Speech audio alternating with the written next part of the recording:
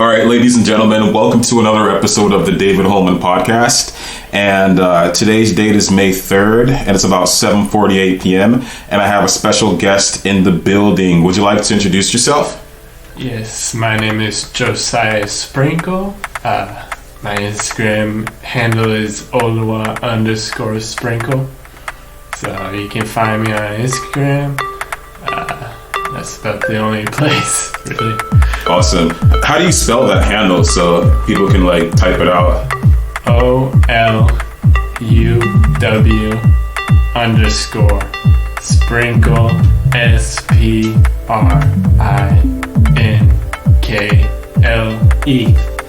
Perfect. Would you just like to tell my audience your relationship with me, like how we know each other?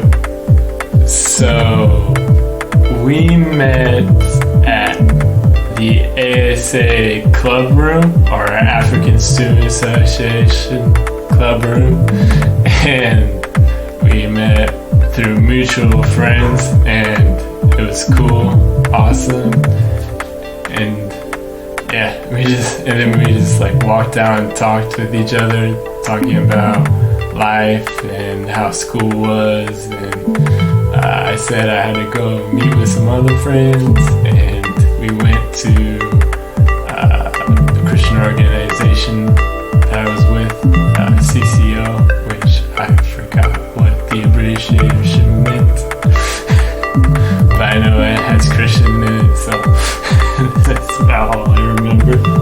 Awesome. All right, so we're going to go ahead and hop right in. And today's discussion is on comparison. And the title of this is, I call mine the comparison game. Before we get started, I want to shout out Pastor Craig Rochelle of Life.Church out in Tulsa, Oklahoma. He provided this discussion guide.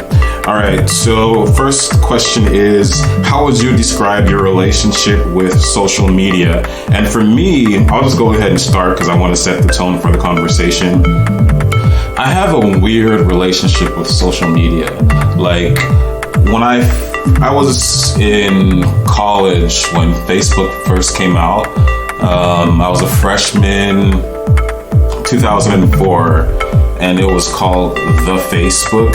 And even before the Facebook, there were other social media outlets like High Five and AOL Instant Messenger, but MySpace, man, bro, crazy, dude. You just brought back major memories, man. But it's crazy, dude. My relationship with social media, I would say now is good because of this podcast, and so I use it to promote. But yeah, so that's what my relationship with social media is. What about you? I would say it's the same. I have a weird relationship too.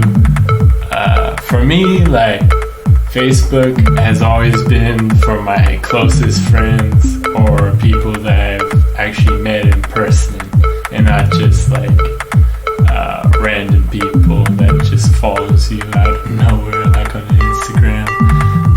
For me though, social media, I've used it for expressing poems originally, and then it turned into dancing and performing others. So yeah, because I got really into Afro beats and Afro dance and just went into that. So it was cool, amazing. I met famous Nigerians I never thought I would meet, and through social media they knew of me, and not they haven't met me personally. So it's an interesting new concept that people know of you but don't know you personally.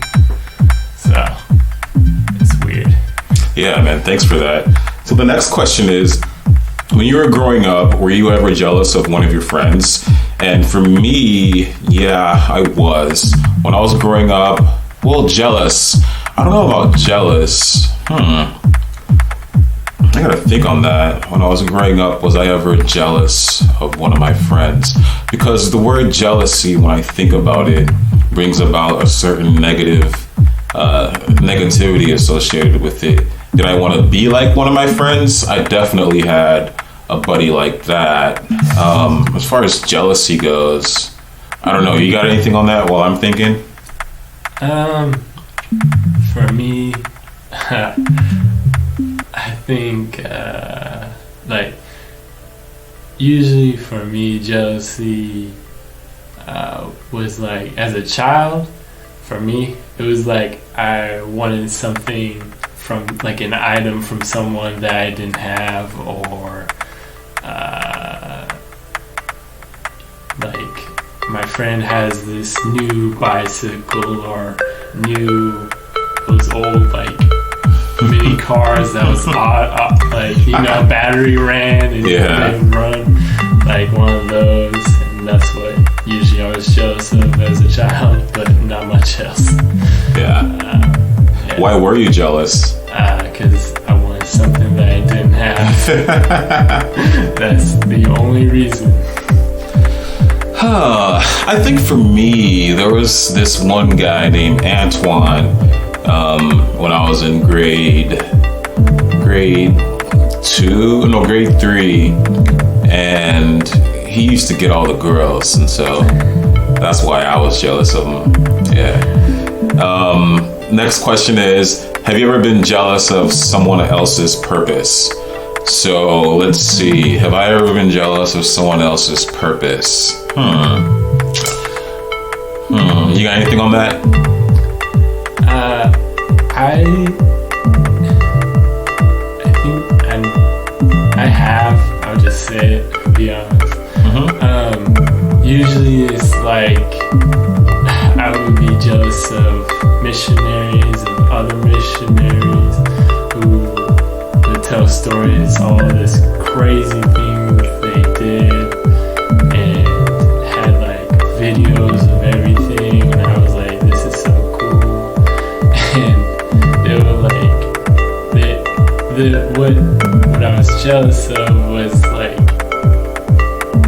their love for God, and like how I wanted that, which I don't know if what can be considered jealousy of purpose, but yeah. So how did that jealousy impact you?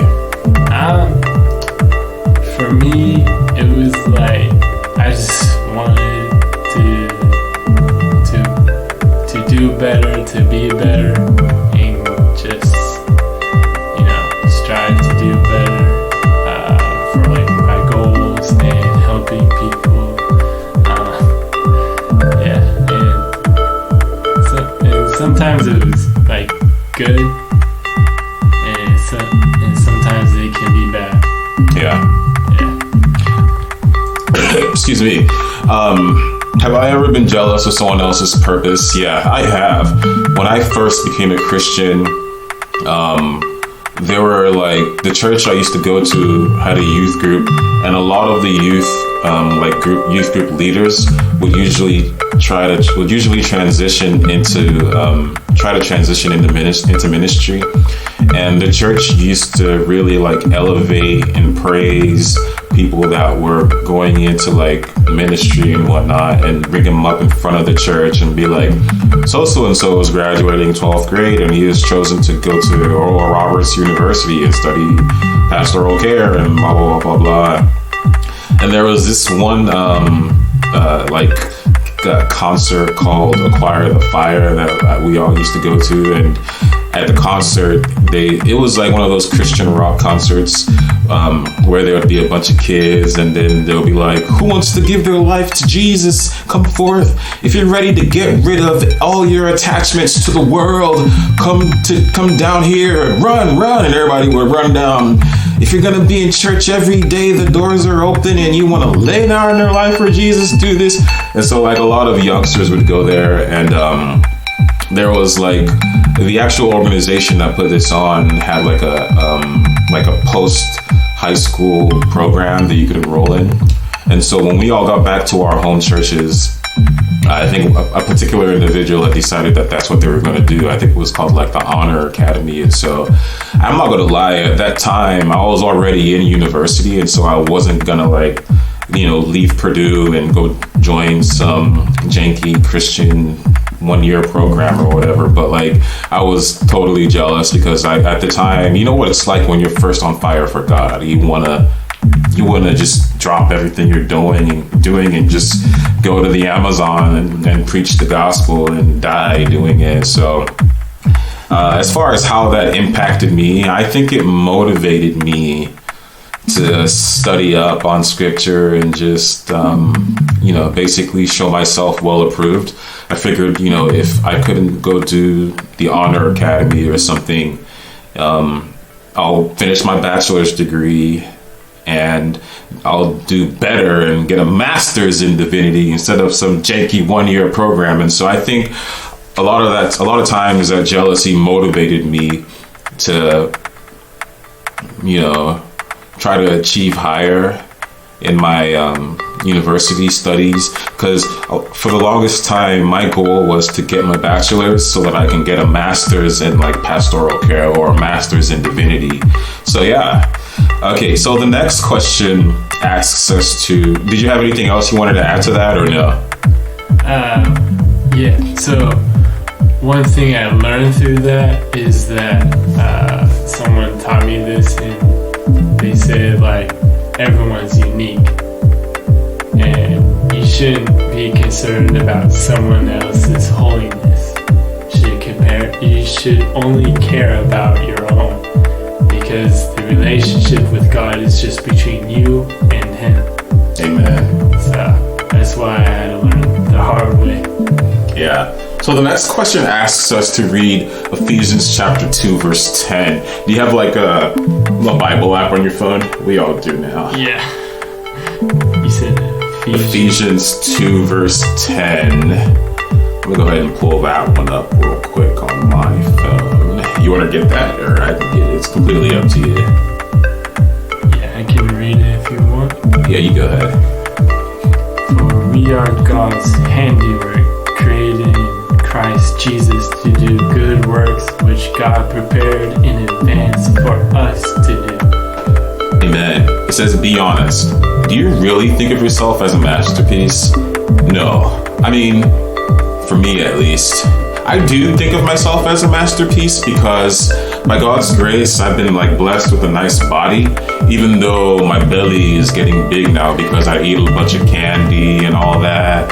But I just have a great body. I know that, when I work out, it doesn't take long for me to like see the results. I've always been told that I have a good body. I'm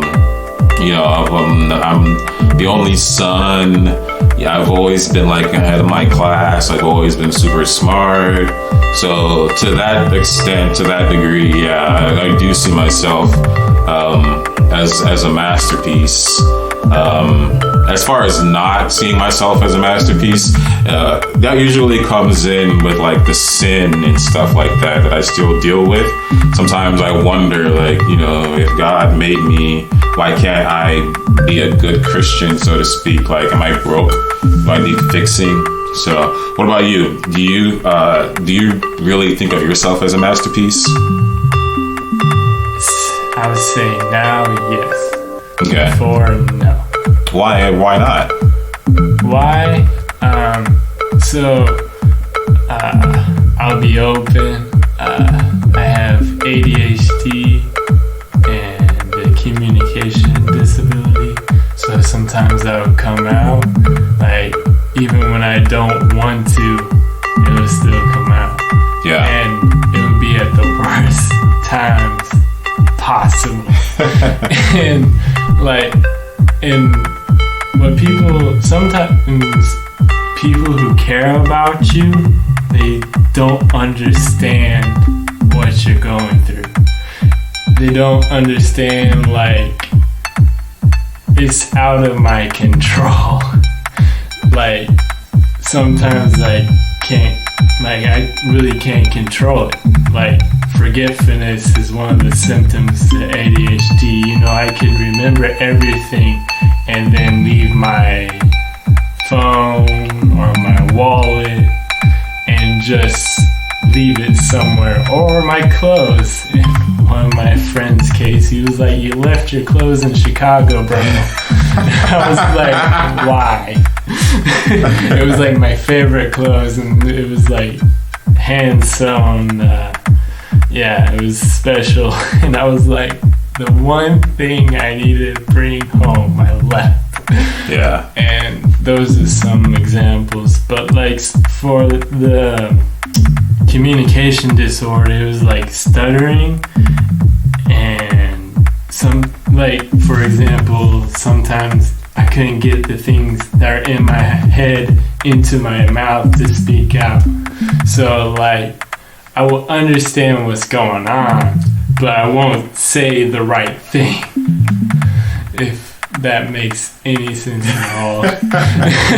Makes sense. But like, I would be insecure about that, and I knew it affected relationships, even when I didn't want it to. And like, some people were not my friends anymore because of it, and sometimes they like left me.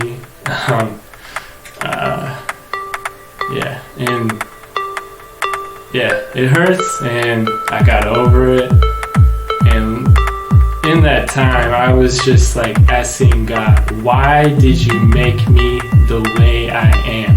Why didn't you make me like someone else? Why didn't you make me perfect in working condition? And I realized he made me the way I am for a purpose, and sometimes I don't always know that purpose, but I'm made for that.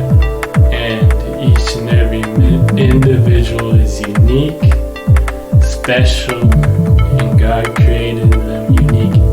And even like, so for example, culture.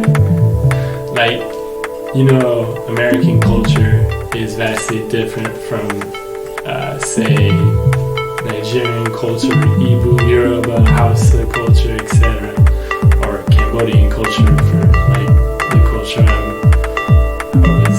I was in Cambodia for 6 months, so I understand that.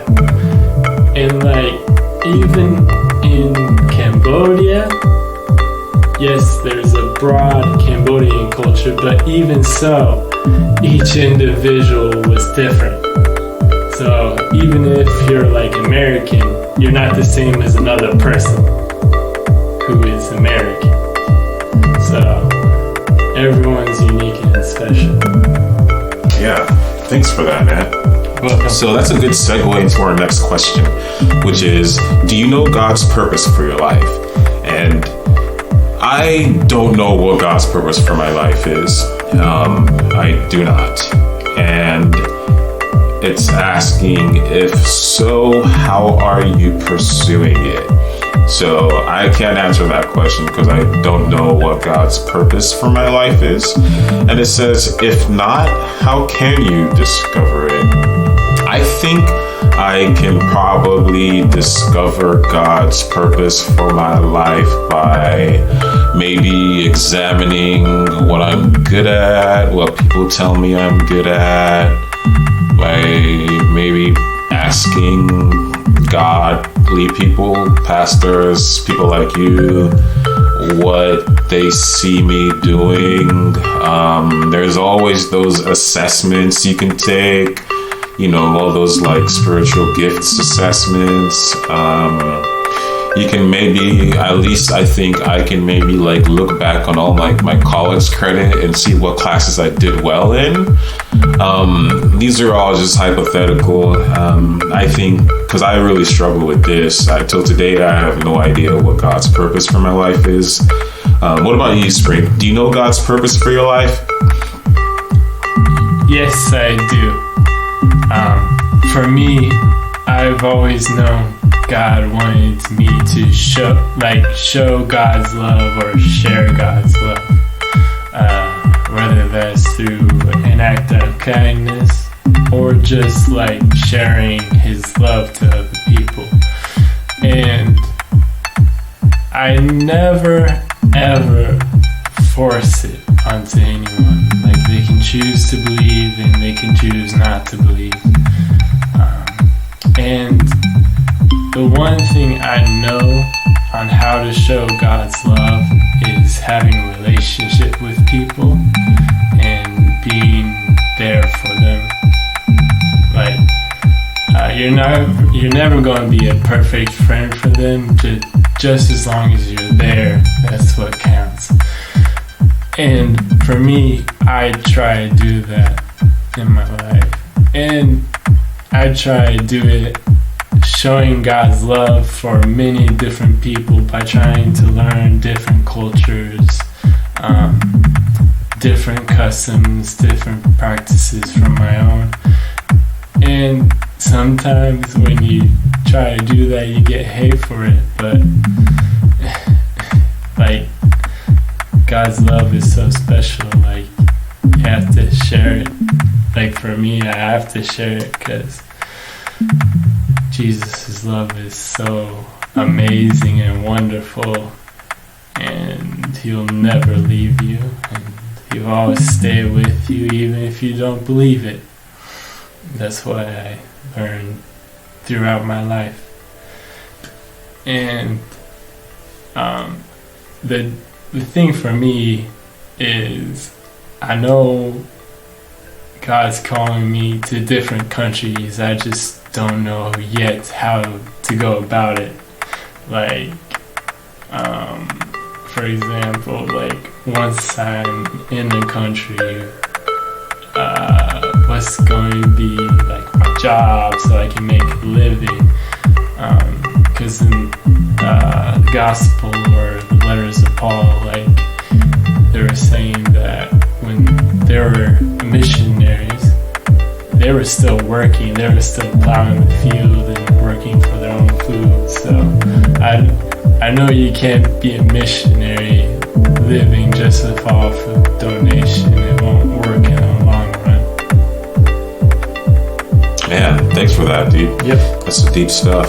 All right, next question is, what insecurities do you need to lay down so you can run the race God has marked out for you?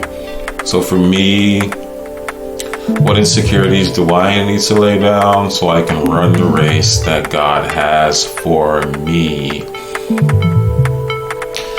So I have a lot of insecurities that I do need to lay down, but as far as those particular insecurities impacting the race that God has for me, I would say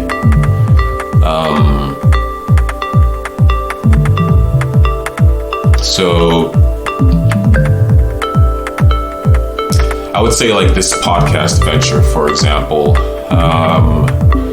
Whenever I try to like explain to people what I'm doing, I sort of feel like a fraud, so to speak.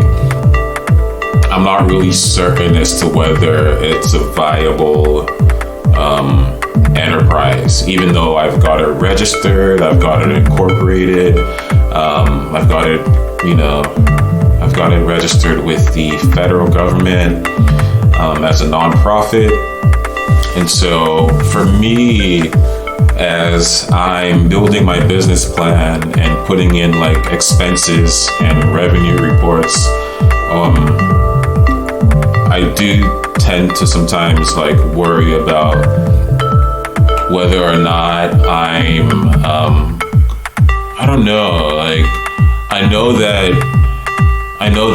you know, every business needs a proper business plan and needs a good revenue model. But sometimes when I'm planning this whole venture out, it seems like I'm just doing it so that I don't have to work for somebody else, which was a major motivation to do this, because I really don't want to work for anybody. I'm freaking miserable when I do, but I feel like that shouldn't be the main motivation to operate my business. And so that's a huge insecurity there. And then sometimes, like, the amount of listeners I get when I pull up the statistics on my platform, you know, I get insecure about that. The recording quality, I get insecure about that also. And sometimes, like I have a lot of non-Christian friends, and when I'm describing to them the podcast, I feel like I have to leave out like the Jesus stuff in order to get interviews and to get like people on the show. And so there's a lot of people that I reach out to that, you know, I could just be projecting, you know, I could just be projecting and it could just all be in my head. But I always feel as though they might reject an interview request because of the fact that it's a Christian podcast, you know? And then also, when I am searching for funding for my podcast, I see certain verbiage in a lot of the grants on like the National Endowment for the Arts website that I usually feel as though I won't get funding because I'm a Christian podcast, and so, or because this is a Christian podcast, and so there's just some insecurities in that regard. Yeah. What about you, Mr. Sprink?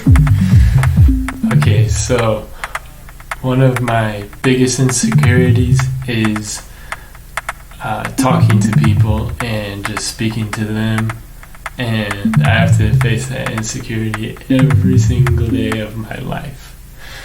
And like being like me wanting to be someone who teaches people or about Jesus, like I have to talk. So like I always have to speak and talk to people. And even when I'm speaking, I'm like wondering like, am I stuttering? Am I speaking loud enough, etc.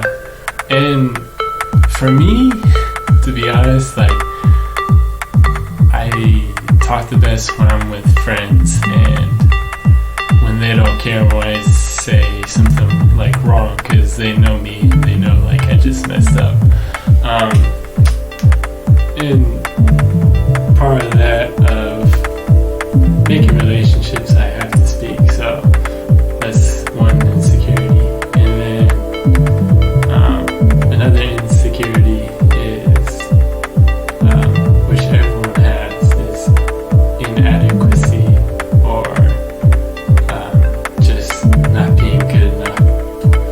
And I just have to give that up to God, because everyone thinks that way, no matter who you are. Like, am I good enough? Is what I'm doing good? And like, sometimes you just have to go for it and hope for the best. And you might not get a lot of followers at first, and then later you get more. And sometimes, if you love it, you just keep on doing it, no matter how many people follow you. And so, like, the best church I've ever been to be honest, is the one with the least amount of people in it. Because the relationships in there are so connected and unique and genuine that you can't do it in a big church or a mega church. Like, it's almost impossible. And in those small churches, you find community, and they'll welcome you, even if you're like an outsider.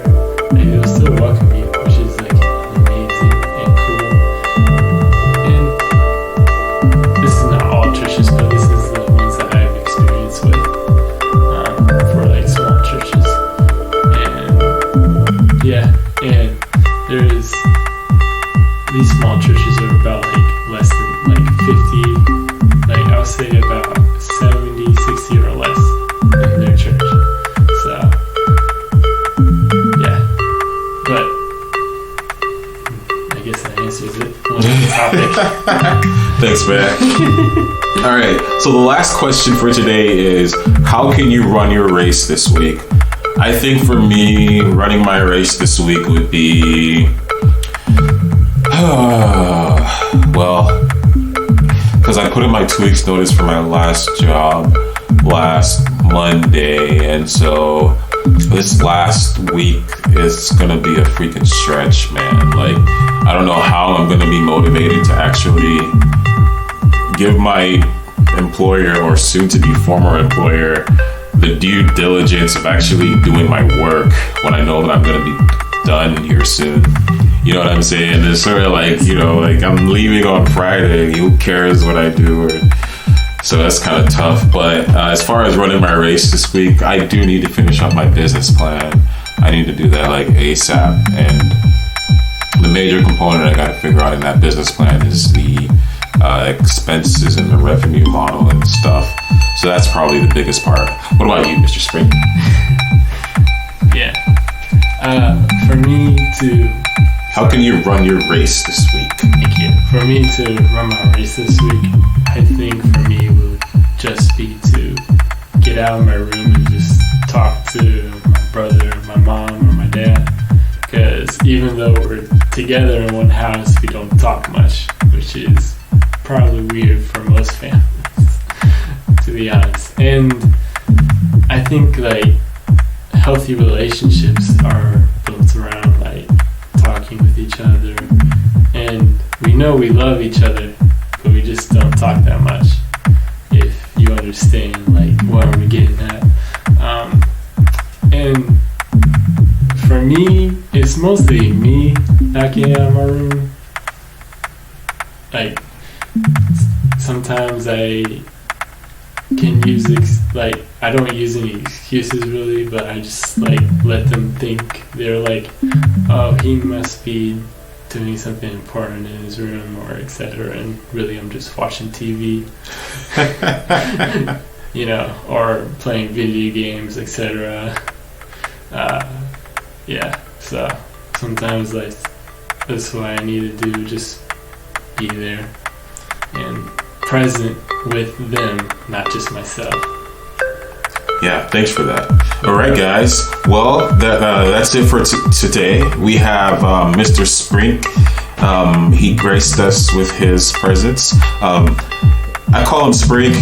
I don't know. What would you like for them to call you? You can call me Sprinkle. Sprinkle. Yeah. My last name's Sprinkle, so yeah. So all the students calling me Mr. Sprinkle that much. Yep, I call him Sprink, man. That's my man. Yo, anyways, you guys have a blessed week, and remember to click like, subscribe, however it is you guys get your podcasts, and we will see you at the next episode of the David Holman Podcast. Have a good one, guys. Peace.